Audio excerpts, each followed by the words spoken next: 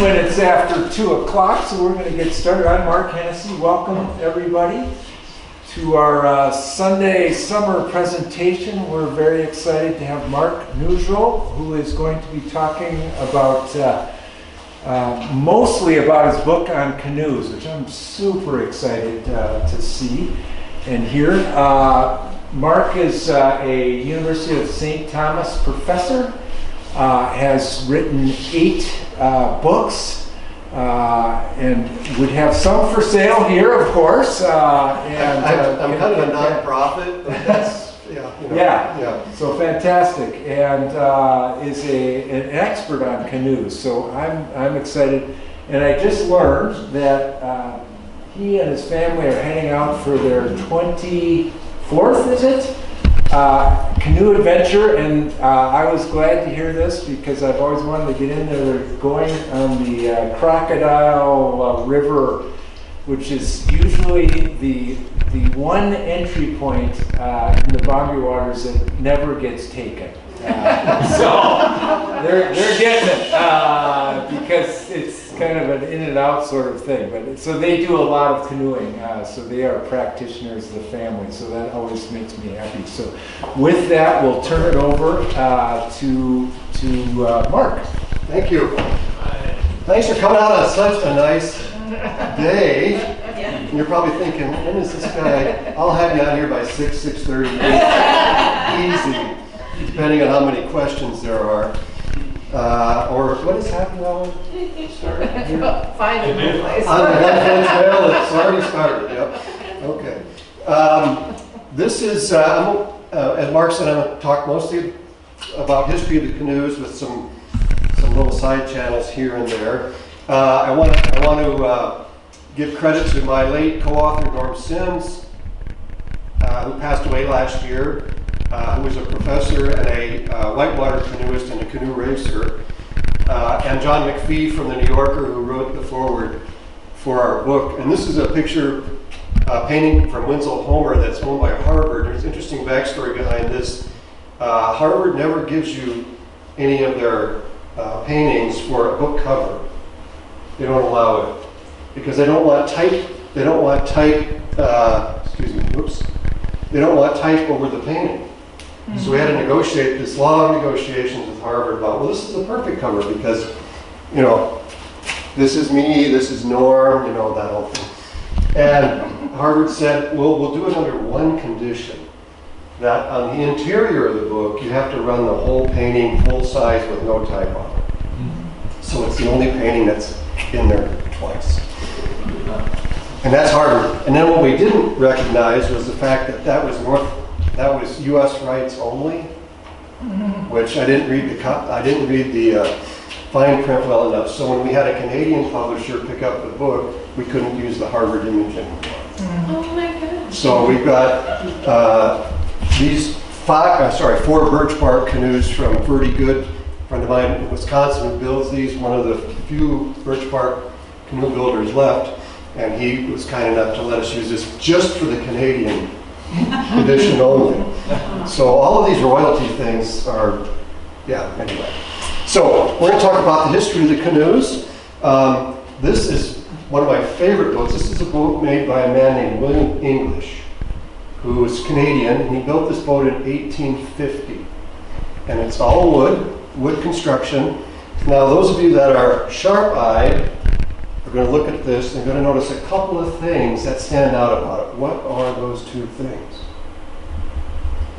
2 things that are a little unusual from what we're used to looking at in terms of canoes. No seats. No seats. Jim is on top of that. What else? It's a double-sided paddle. Yeah, that's right, a paddle. So the reason there are no seats is because this canoe was built on the form of a Native American canoe, which of course, as many of you know, have no seats. So William English used Huron, mostly, Huron tribes, their design, and their design had no seats. And of course, in their culture, a double-bladed paddle was the norm. So it's an imitation of, from 1850, from that Now, you'll see it's sort of a lap straight design. In other words, the wood is semi-overlapped and then riveted with brass rivets. It leaks like crazy. There's just no two ways about it. I mean, it does swell up and eventually it'll leak less, but it still leaks a lot. But it's beautiful. It's beautiful.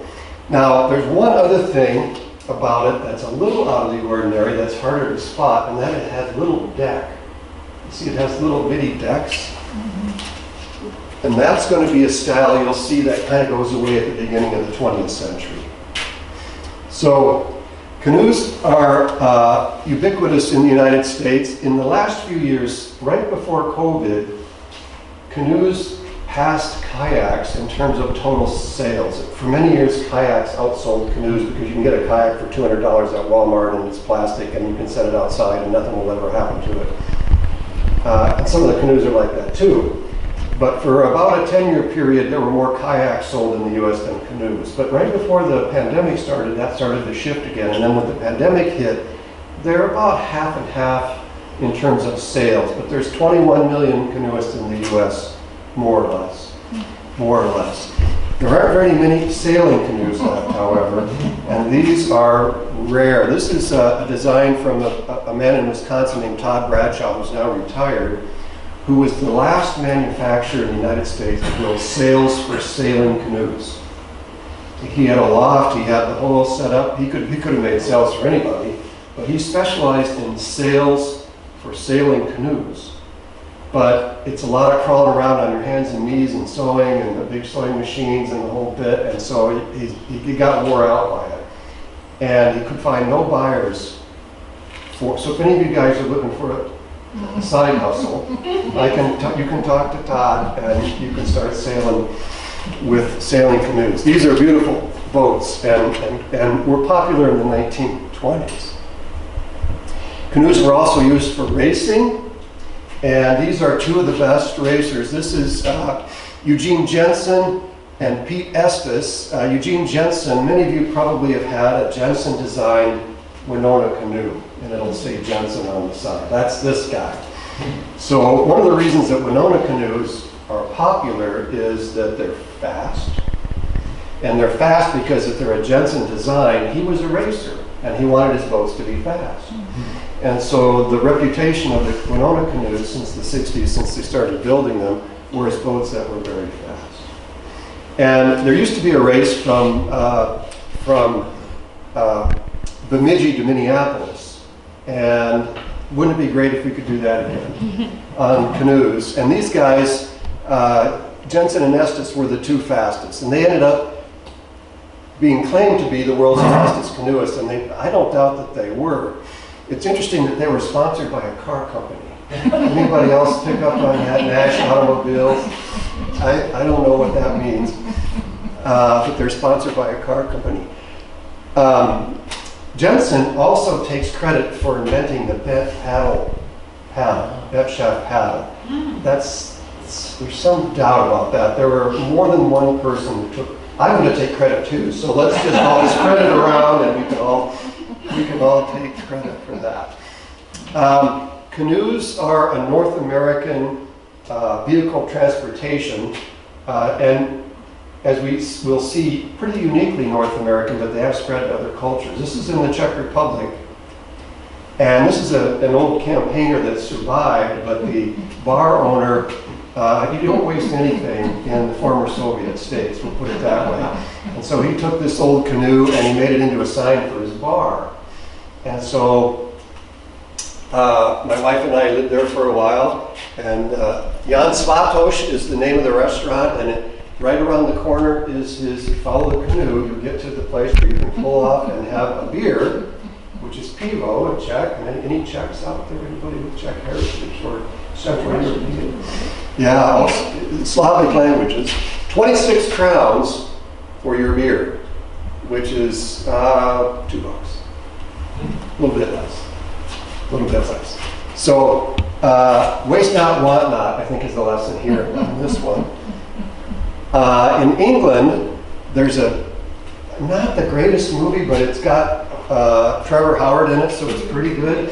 called Cockleshell Heroes. This is a true story, actually, World War II story about a plan by the British, we would today call them SEALs, the British Navy to bomb the German installations at the Rock of Gibraltar. And so the plan was, this is all true, the plan was that they built a bunch of canoes that were foldable, collapsible canoes. Now today we look at them and we think that looks actually more like a kayak. But they were called canoes, and they folded up and they fit in a torpedo tube. And they put them in the torpedo tubes in the submarines, the British submarines, and they got as close as they could to the Spanish coast. Actually, they were on the African side, on the African coast.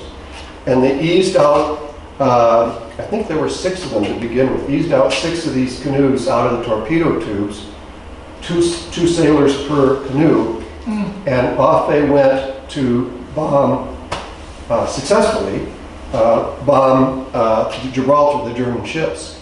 Only 2 of the boats survived, and I think only 2 of the sailors survived as well. But it was made into a movie, and they called them Canoe Commandos, and the movie's not that great, but it does have Trevor Howard in it, so you know what? We're gonna like it. So we'll start with dugout canoes, which are the oldest form that we think we know, we think we have. This is from the Columbia River basin in the Pacific Northwest, and this is a typical dugout canoe from the 19th century. Typically used for either transporting food, fish and game, people in some cases, but mostly for hunting and fishing and very practical uses.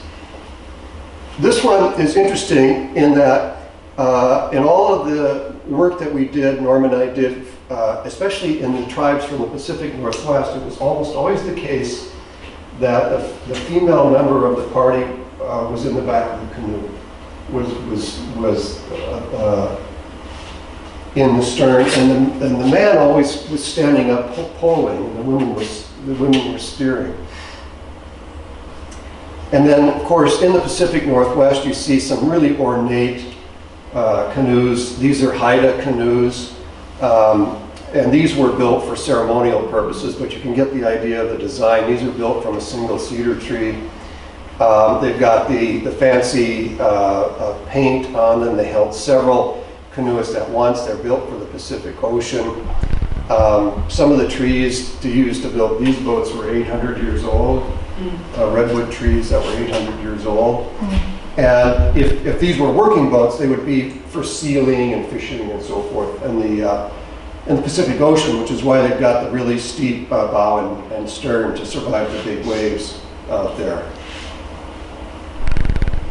And then one of the things that we did that was really fun, Norm went down to the island of Dominica in the Caribbean to watch a dugout canoe being made, to follow it from forest down to its use. And so this is a gourmet tree, which grows in the Caribbean, which is what they use. You can see how big this tree is. So Norm followed the traditional canoe builder into the jungle, to this tree. They cut the tree down, they drug it down to the beach and started carving away. And so this is a fellow named Napoleon Sanford who did the carving. He's one of the last of the dugout canoe builders in Dominica. And you can basically see it's just a big whittling job. You just do a lot of whittling, and it takes a couple weeks if you work every day, and you just carve it, carve it, carve it. Now the trees have gotten smaller, and the big ones have been cut down. So oftentimes you'll see, if we can see it here, I guess we won't see it. Oftentimes they'll have to build up the sides with plywood or boards like that because the trees aren't as thick as they used to be. But you can see that kind of gives you the idea of the amount of work and the general progress. This is from one of Columbus's second trip to the New World. He brought an artist with him the second time around in the late 15th century. And the artist tried to capture the building of the dugout canoes in the Caribbean.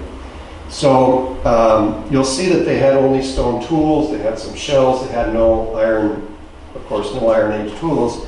So they used fire almost exclusively. So up in the upper right, you'll see where the trees are cut down by burning the base, and they just got pushed over. And then after they got pushed over, they snapped as many limbs off as they could and started fires. And with the fires, they moved the fires to the inside of the canoe, and they would burn and scrape and burn and scrape. And as the coals, as the wood burned, they scraped the coals out and keep going, and that's how they got the dugout canoes. Now, there's a couple of inaccuracies here. They probably didn't do it stark naked the whole time. And I don't think they had a square back canoe for a motor either, so that might not be quite accurate. This is one of the oldest dugouts that has survived. Carbon dating is not as exact as you might think, but it's about 10,000 years old. It was in a lake in Florida that was buried in the muck. And then when the drought came, the water level went down and canoes bubbled to the top. So there's a lake in Florida called Noonan's Lake where 96 boats popped up during the drought. And the archaeologists, I think, took 3 and left the others be. And they're figuring out what they've got.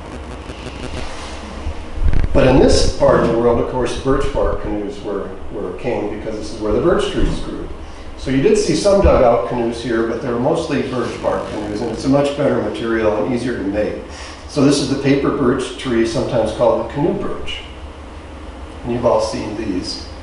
So the tribes in the northeastern and Canada to the north of us, Minnesota, Wisconsin, used birch bark for a number of things, including baskets and shoes and tents, teepees and so forth. So you can see these women are making baskets from birch bark. Birch bark has several things going for it. It's very flexible and it's very oily. And the bark itself, if you've looked at a birch tree, you'll note a couple things about it that are interesting, if I could back up here. The bark on most trees runs up along the tree, right? The length of the tree. On a birch tree, it runs around. That's a big difference, and it allows it to be more flexible, which is great when you're making it into shapes like baskets and canoes.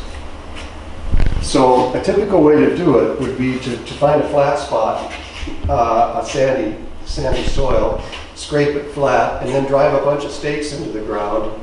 You cut your birch tree, cut the bark off the tree, make it into rolls, and then you put it in like an envelope. Now you put the outside of the tree on the inside of the canoe. So the outside of a birch bark canoe is the inside bark of the tree. And we've done that for a couple of reasons, which I'll explain. But if you have a Christmas ornament that is a white birch bark canoe, that's wrong. Throw it away. It's got to be that's inside out. Okay. But you'll see it's just a big envelope.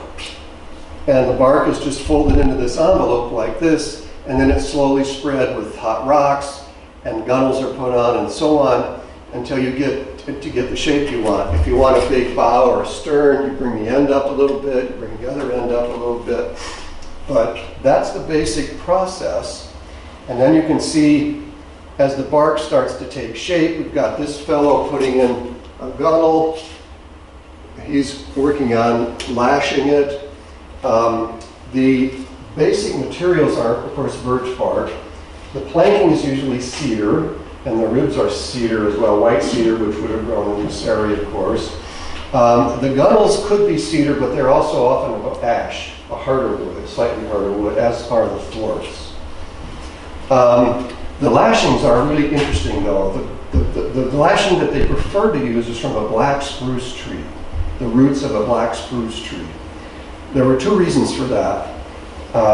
Well, more than 2, but the main reason for that was there are lots of black spruce trees around here near the water, and the black spruce roots grow very, very shallow, 6 inches or fewer underneath the surface of the ground. And so what you can do with the black spruce root is if you find a tree, find a root, you can follow it for 20 or 30 feet and pull it up easily because it's usually wet because it's by a swampy area.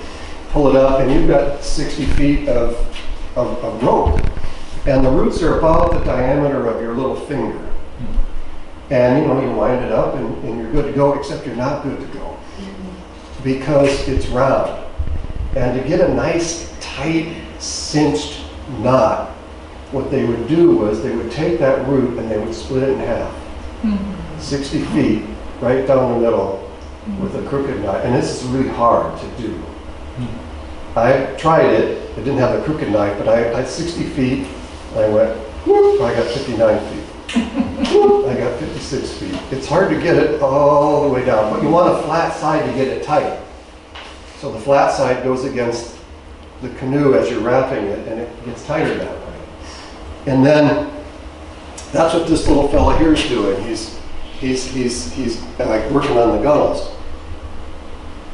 And this is from the northeastern U.S. He's using his crooked knife to carve what you can see are going to be ribs and planks. He's got them lined up here. This guy's named Dan Emmett. He was one of the last of the Native American carvers in the early 20th century in the upstate New York area.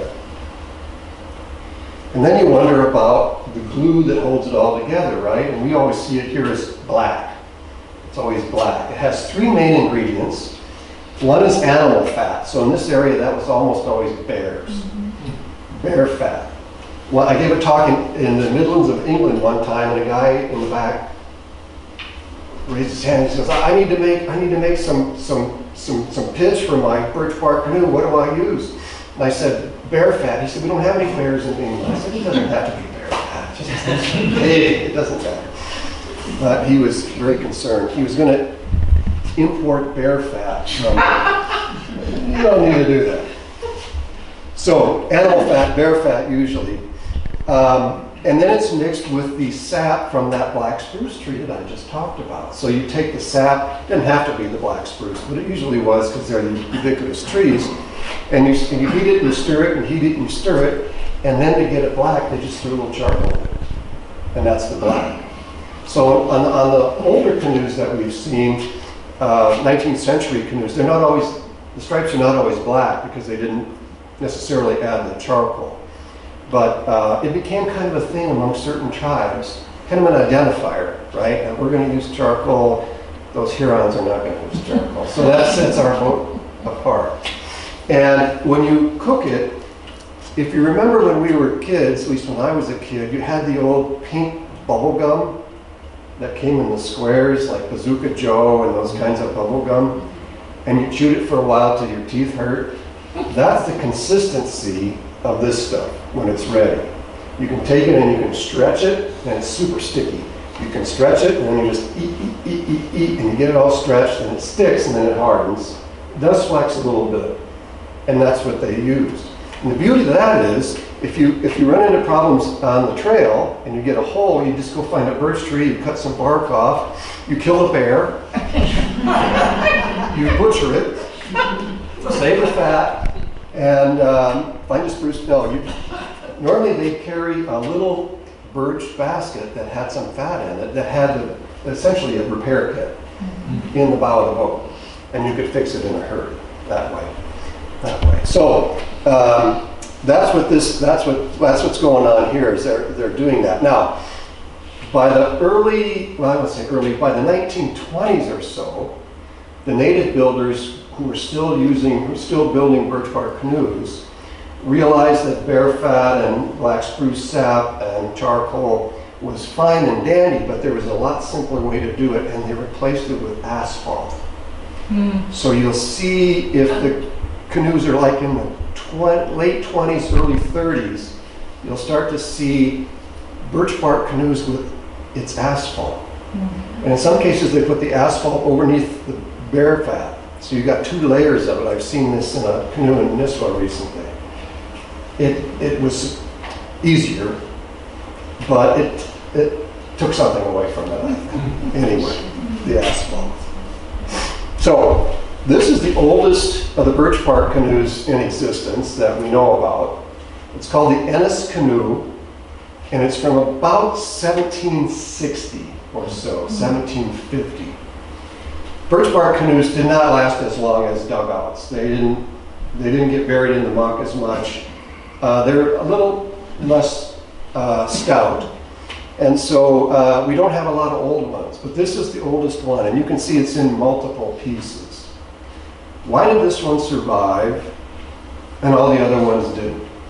Well, John Ennis was the guy's name, and he was a colonel in the British Army and stationed in Canada. It was a Canadian possession at the time. Served his duty, got transferred back to England, and his soldiers, his men, as a gift, gave him this canoe as a parting gift. So he shipped it back on a sailing ship back to England. And it sat in the Ennis estate in England since about 1760 in the garage until the 5th Earl of Ennis, his wife said, "Are you ever going to get that damn thing out of the garage?" Something like that happened. And here it was. And so they knew it was valuable, but you guys also probably know that once the British get a hold of something, they never give it back. Right? You've got the Greeks and the whole thing with Egypt, and they don't give it back. Well, that's the British government. The Ennis family was very generous, and they carefully boxed this up and shipped it to Peterborough, Ontario, Canada, which is where the Canadian Canoe Museum is, which is the leading research facility for canoes. You didn't even know there was a research facility for canoes. Jim, you could have got a PhD. Anyway, so here it is at that facility, and they're trying to figure out, I say we, it's been narrowed down to 3 possible tribes who built it, trying to figure out which tribe made it, and more or less which year it was built. So there's some disagreement about that, but they're attempting to piece it back together. It's kind of in 3 big pieces, really. Pretty tough. But the good news is, because it was the British Army, it's very well documented. So there's no guessing about when it was given and when it was shipped and all that stuff, and when it was stored and how long and where, all that stuff is known. So it's really just a question of trying to figure out which tribe made it, which tribe built it. But it's the oldest one. But you can see the construction is the same as today. So one of the things that Norm and I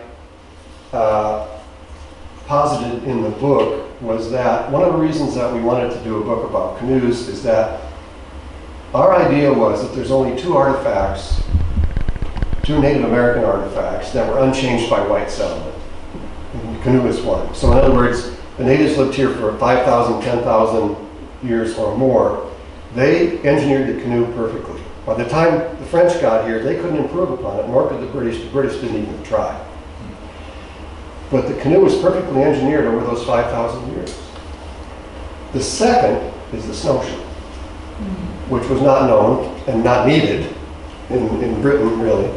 But those 2 artifacts, those 2 Native American engineering marvels, could not be improved upon by white settlements. That was one of the main points we wanted to make in the book. If a native person from 5,000 years ago in this region was reborn today and he went outside and he saw the boat there, he'd know exactly what to do. He'd know how to portage it, how to paddle it, how to collect rice, whatever it might be. There would be no training. And there's not many things that you can say that about. Now the tools changed, how to build it, and the materials changed, which we'll talk about, but the engineering didn't really change. This is a fellow in Minnesota named Eric Simula. Some of you might know him. He lives down in Finland, Minnesota, off the grid. He's one of the few makers of birch bark canoes left in the country. There's a couple, 3, 4 in Minnesota. Eric's a great guy. You gotta love his footstool, right? You gotta love the footstool. Now, I want to point this out. You can see Eric, and he's been up at Grand Portage. If you've seen his canoes at Grand Portage, he's worked a lot up there. Notice the color of the canoe is brown. It's not white. Well, you'll see that, of course, as I mentioned, the outside of the tree is the inside of the canoe, as it should be. I can tell you, without talking to Eric, when this bark was harvested by the color. So if it's harvested in late winter, the interior of the bark is going to be a dark brown. If it's harvested like in late summer, that's going to lighten up considerably and not look that color at all. So the color of the inside of the bark changes with the season. The natives, and Eric is working in that style, in Ojibwe style here, did that on purpose because this darker late winter bark you could etch in it. So then they would put the religious symbols, the symbols of the tribe, maybe the maker, the builder, maybe taunting the Hurons, whatever they would put in. You could etch these, and the late summer or the early winter bark, you couldn't do that. You couldn't do that. But you could tell from the harvest, you could tell the time of the harvest by the color of the bark. And then, of course, the French come, and this is a map made for us by a cartographer at the University of Wisconsin, Herbert Falls. And what we asked him to do was to use modern technology, GPS technology, satellite technology, to give us an accurate representation of where the voyageurs went. Because nobody had done that before. And he thought it was a hell of a challenge. It took him 2 years. But what we got here were, first of all, he plotted all of the trading posts. So you've got the French, the Hudson Bay, the Northwest Company trading posts, and they're accurate based on the satellite technology that he used. And then, of course, the canoe routes, the fur trade routes, just the fur trade period. So the red lines are the rivers and the portages, of course. So this is the most accurate map there is about the fur trade system in that period. And it was a 2-year project, and it was a heck of an effort by him. And he made us other maps too, but this is the map that people often come up to me after a talk and they'll say, love the book, bought it for the map. And I'm like, did you like the words? Or the pictures? Or anything? No, I'm a map guy. I bought it for the map. I said, all right. That's so me. There you go. You're one of those guys. The words are good. So here's some, the classic voyageur image, the voyageurs. There's only, interesting thing about the voyageurs is there's only one, that we're able to find only one letter from the voyageurs that survived that period. Most of them couldn't read or write. And they died young, on the road usually. But there's one letter that made it that survived the Northwest Company. And it was a letter from a voyageur named Jean, who dictated it to his boss, who could read or write, and it was shipped back to his wife in Montreal. The only reason it survived was because John was killed in the Columbia River, drowned in the river. His wife had saved the letter, took it to the Northwest Company to get his back pay. So they filed it, as these big corporations do, right? It got filed. It's the only letter from a voyageur they have. And it's complaining that she's owed 3 years back pay, which I'm not sure she got, but she was, that's why that letter exists. And then if you're as old as I am, or older, you might remember these canoe rests from this area. Everybody, and I think there are a few left, you guys know. Every once in a while you see one that looks like it used to be one, and you're kind of like, oh, or is that just a tree growing funny? But we moved quickly from birch bark and dugout into the next era, which is wood and canvas boats. How many have had a wood and canvas boat? Mark has, you guys have. What kind? Old Town. Old Town. Saliga.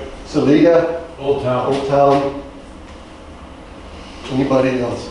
Old Town is the largest manufacturer of wood and canvas boats, and we still make about 12 per year. If you want one, you can get one. Only 12 per year. This is obviously wood and canvas boat in the Boundary Waters with the classic canoe pack, Duluth pack. What happens in the wood and canvas era is canoes shift from a vehicle of work, of labor, hunting, fishing, transportation, to a vehicle of leisure. So you started to get canoes built for the leisure class. Sometimes they were fishermen or anglers, but you got more females involved. It was something to be done on the weekends. It was a pleasurable outing. And so the wood and canvas boats tried to because you could make them in a mass market kind of situation, tried to meet that market. So you started to see boats and boat advertising that featured younger women in them, and so on. And this is Justine Kerfoot. You'd recognize this picture. She would be a great example of that. And this is a wooden canvas canoe.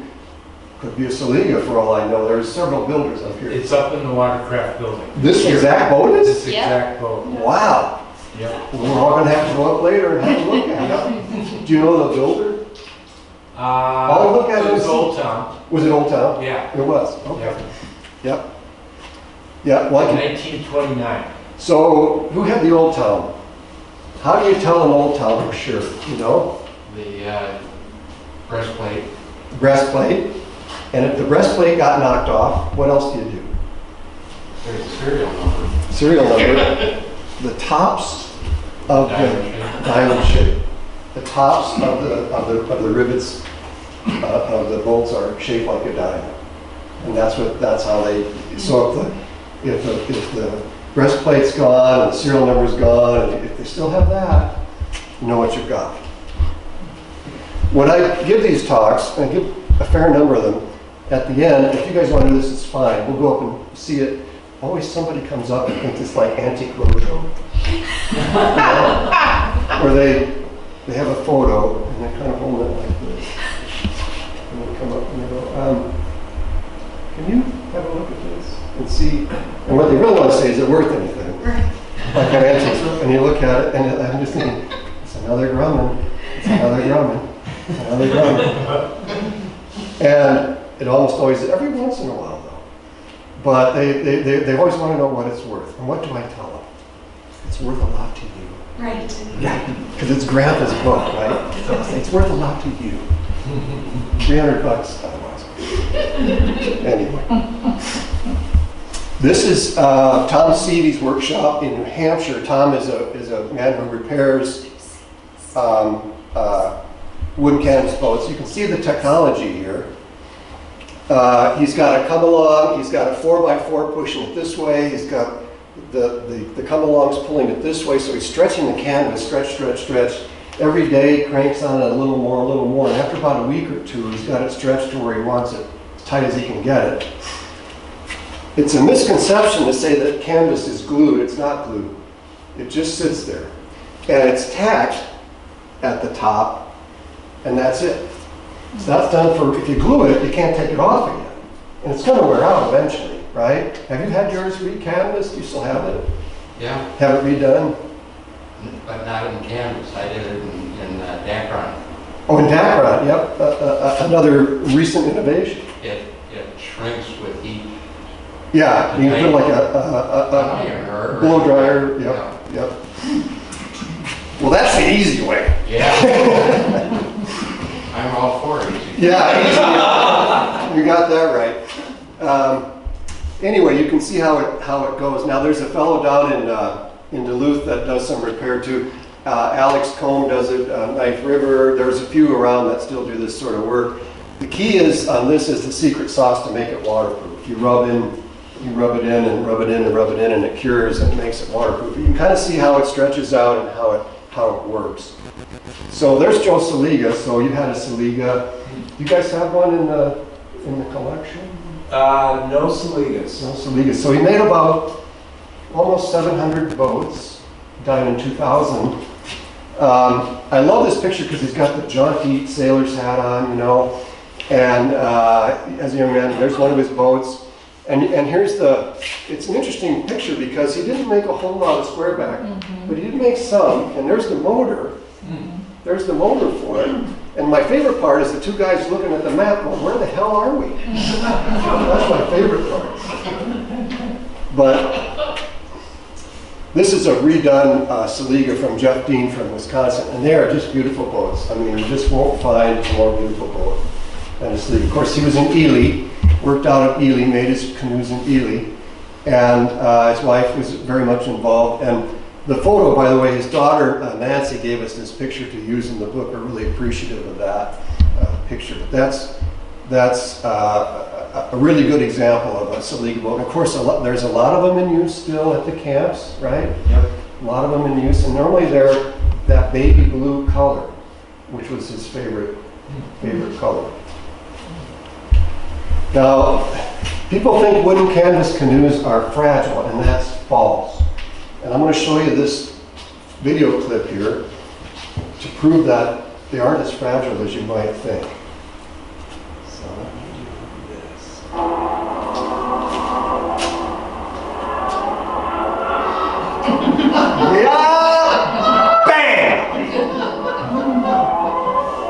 That's not the hard part. This is the hard part. Now you gotta land it. Oh! Oh no. Oh no. Oh no. Now, I talk to a lot of outfitters who swear that's how their canoes are treated, right? They go back, they go, what the hell is going on? So this guy is going to go twice around and get back in 1.6 seconds. Watch this slow, you'll see air underneath the canoe.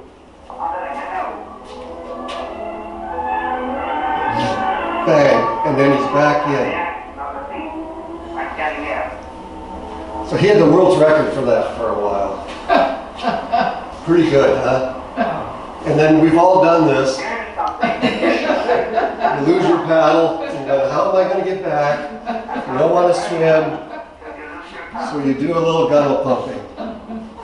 And he's pretty good at that too. Anyway, yeah, many outfitters have sworn that he's the guy that rented their last canoe. So the next part of my talk is rated PG, if not PG-13. So anybody, now's a good time to take a break. Because we're going to talk about canoodling. And canoodling is the art of enjoying yourself in a canoe with another person. That's one way to put it. It was a thing for a long time in the 20s, teens and 20s. It was a place where couples could have privacy. And in that sort of post-Victorian era, privacy was a hard thing to come by, chaperoning and so forth. But renting a canoe was probably 25 cents at places like Lake of the Isles in Minneapolis, in Detroit, Boston, Charles River. You could rent a canoe for an afternoon for 25 cents and take your partner out and disappear for a while and have some alone time, some privacy. And it became super popular, so popular. When something becomes that popular, what happens next? Make a rule about it. Yeah, somebody wants to mess it up, right? You guys can't be having all this much fun. Stop that! So in Minneapolis, a law is passed saying you cannot canoe. If you do canoe, and how do they define canoe? Kissing. $20 fine. Kissing. For kissing in a canoe. $20 fine. Millions of uncollected fines that year, but yet nonetheless, $20 fine. Dryland preachers, they got to stick their nose in it. They just can't help it, right? Somebody else is having fun and they're not. Anyway, that's just, I don't want to go any more than PG-13 here, so you get the idea. Some of the times, the boats and the canoe manufacturers do this as well as anybody, adapt the canoe to fit the market. So the front seat gets spun around and faces rearward. So that you in the front seat can gaze lovingly in the eyes of the person paddling. And then it lends itself to this, right? So there you go. Look at the cheeks on those guys. Oh my gosh. Here is actually one of the canoes, and they're gorgeous. And then they became more and more gorgeous. This has an RCA record player built into the hull. It is built into the hull. You can see it. You can see the speaker. And of course, they're crank operated, right? So you could play music.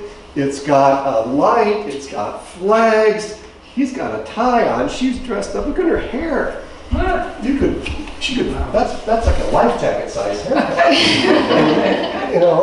And she's got pillows, and the seat has been reversed, right? It's called a cording canoe. They have a name for them, cording canoes. And they're very popular, very rare now. Extremely rare. Because what happens is, this gets replaced by automobiles.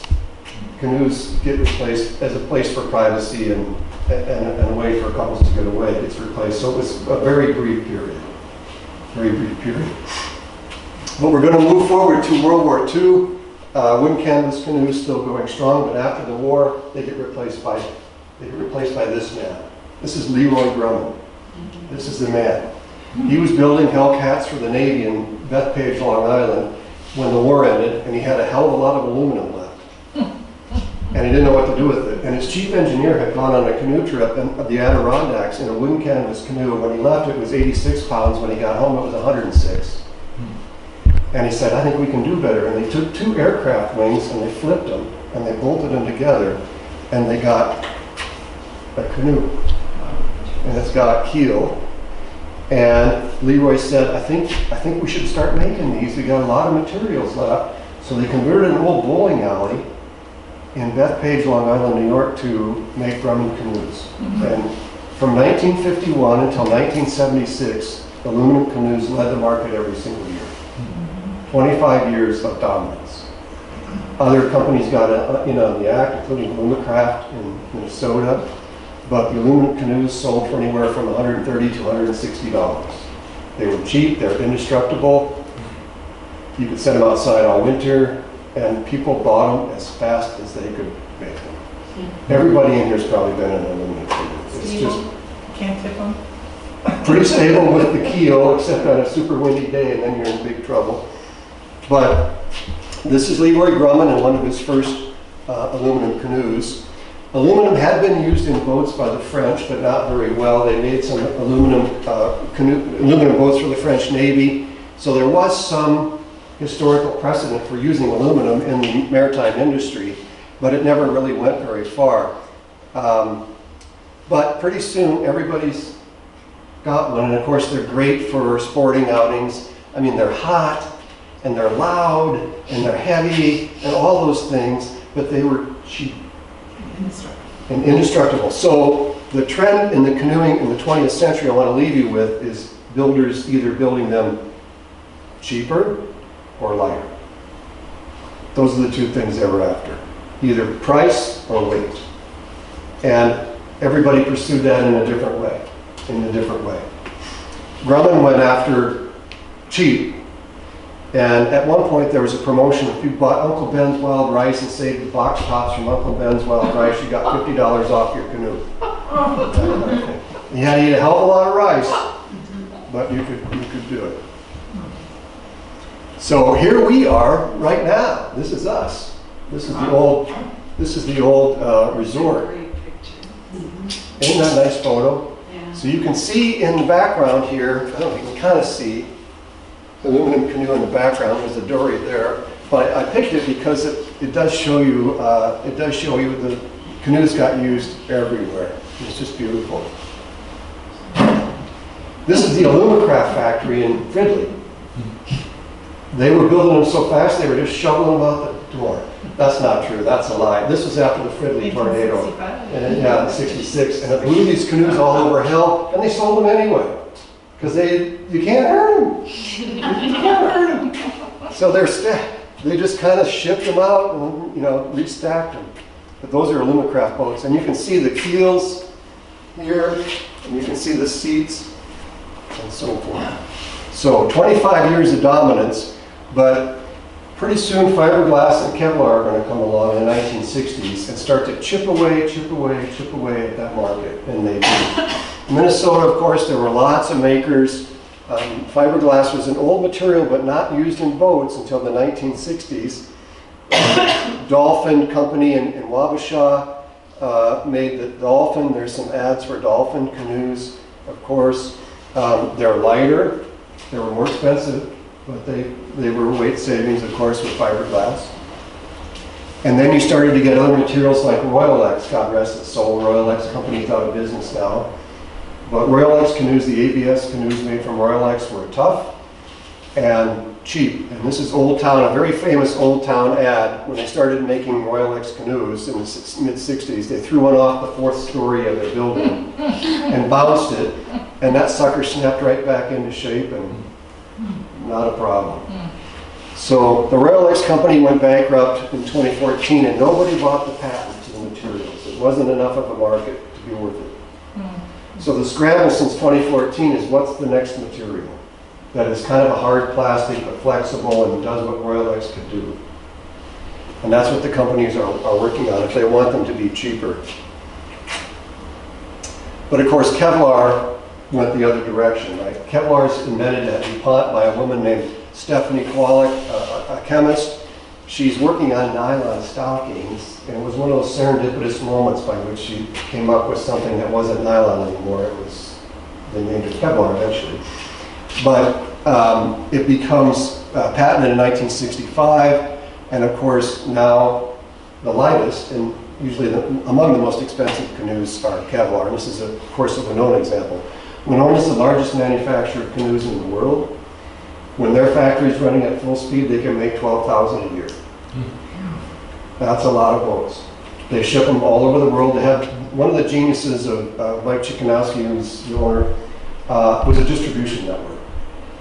He had it in place since the 1960s. He figured out the way to sell them was not one at a time from Winona, Minnesota, but to get distributors from everywhere, all over the world, really, and have them do the work, and he just ships them to the distributors. And that was the key for the success of the company, in addition to making a great product. So we go from that to carbon fiber, and this is the factory from North Star. Used to be Bell Canoes, and Bell got sold and then died, and then got reinvigorated again, and North Star got the North Star hat on. You see my North Star canoe out there. It's got a bunch of custom features on it, but this is their factory in Princeton, Minnesota. Now they're not nearly as big as Winona. They might make 100 a month or so, but they are deep into the carbon fiber world and carbon fiber composites. And so, for example, they're expensive, but they're going for weight. They're going for weight. So my Winona, my North Star, which has some custom features, is 38 pounds. It's 17 feet long. You can pick it up like this. It's 2 cases of beer. That's how I measure everything. But that's their factory. And then people still make wooden canvas, fiberglass wood strip canoes. This is one I made a few years ago from wood from the gunflint. This is white cedar, mostly white cedar. After the blowdown, lots of cabins had a lot of trees down, and they were happy if you took them away and milled it, and that's what we did. So wood strip canoes are you'll still see quite a few of them. They're not the lightest canoe, but they're a lot of fun to make. When we started the book project, Norm had built several of these, and he goes, if you really want to understand the mechanics of and the architecture of the canoe, you better make one first. And so we did. And there's the seats, cane seats, of course. Now this is from the Czech Republic as well. We saw the Pivo sign earlier. In the Czech Republic, as in many places in Europe, there's a couple things going on here. One is that people don't have room to store boats because they're all in very small apartments or very small houses. They don't have room to store canoes. So most of their boats are inflatable rubber. This one folds up into a backpack, and you can keep it in the trunk of your car. So Lumitex is the company, and they make these boats, and they're super popular, and you just pump them up with air pump, run it through the cigarette lighter in the car, like it is, and then when you're done, you fold it up. It's got straps. You pack it out, and you're good to go. Necessity is the mother of invention, right? Now, I was talking to the Czech men's Olympic canoeing coach when we were there, and he told me a story about how one of the things I noticed about canoes in the Czech Republic was their horrible colors. Bright pink, they look like traffic cones, that orange, that is yellow, and they're just, what's wrong with neutral colors? He said there's a reason for that. He said when the Soviet period, one of the ways you could escape was by boat. He said they would man the roads, of course, but there are lots of rivers, and they couldn't really keep track of all the rivers all the time. So it became a fairly popular escape route for those that fled communism to go by canoe at night. And of course they'd paint their boats black or dark blue, and they'd try and slip out. So the Soviets, in their wisdom, forced all the canoes to be built with bright colors. Not that somebody wouldn't repaint it, for Christ's sake, but that's how they thought, right? So a kind of a wave of nostalgia swept over the population, and you see it in other things too. But now they decided they liked the bright colors. And so that's what they did. So I was at the Winona factory, and there's a whole wall of boats, and they are orange and chartreuse and bright yellow and pink, for God's sake. A whole wall of them. And they look like kayak colors. And I said, oh, somebody messed up with the dye in the process, right, Mike? Is that what happened? He goes, no, no, no. Those are all getting shipped to Central Europe. Every one of them. They're all pre-sold. Bright pink. Okay. Okay. Canoes can make a political statement as well. This is the SIG, stood for Sigurd Olsen, but also signature canoe. This is a I guess you'd say a petition. That is a moving petition. It's a boat. And it was portaged and paddled to Washington, D.C. to protest the mines, the Antofagasta mines. And Amy is portaging this canoe to the White House. Better than delivering a bunch of pieces of paper with signatures on it, right? They paddled this canoe there and portaged it right up to the White House. So it does make a political statement, but mostly it's just for relaxation, right? Canoes really were built for relaxation these days and for escaping into the boundary waters or paddling on a city lake by yourself. And thanks for your attention. Where in the Midwest is the closest that dugout canoes have been found? In Minnesota, in Wisconsin as well, because we're right on the edge of the birchbark forest. So two boats that I could point to. One was in Lake Minnetonka. And this would have been in the Depression era, I want to say about 1934. There was a drought, you remember the drought, the Dust Bowl. Lake Minnetonka water level was just whoop, and a dugout bubbled to the top. And it's in possession of the Hennepin County Historical Society now, but it's about 1,000 years old. And then in Wisconsin last year at Lake Winona in Madison, similar circumstance. Also a dugout canoe, probably older actually than the Minnetonka. But any further north than that, and unless they were swapped or won in battle, maybe they were, but they're hard to portage, and so usually they were meh. On the other side of it, tribes like the Iroquois or even the Sioux often fought battles to get canoes, to get birch bark canoes, because they didn't have them. They didn't have the materials to build them. So you'll see evidence of that, and you'll also see builders like from the Iroquois tribes in New York try to use other wood.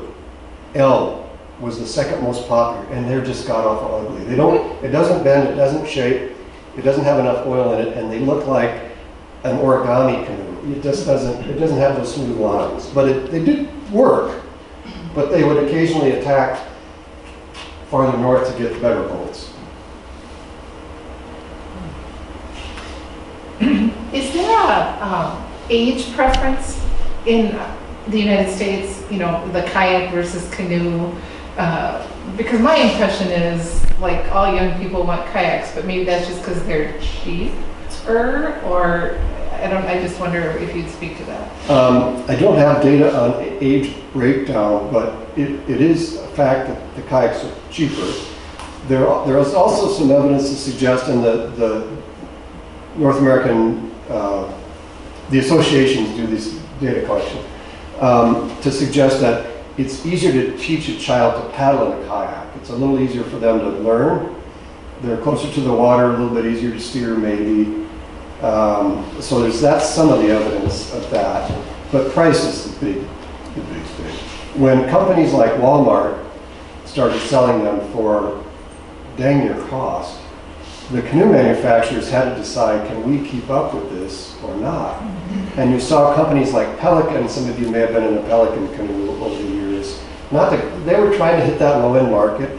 They just got creamed by these cheap kayaks. And Coleman was another one that kind of was trying to catch that into the market, but they cannot. And I was in, Mike Chik-Wauk's in Winona, his office once, and we're talking about price, and they pretty much gave up on trying to keep. He goes, "See that carbon fiber paddle over there? $250. same amount for a new kayak at Walmart. I can't compete. I can't, so I'm not done. And that's what happened. Anything else?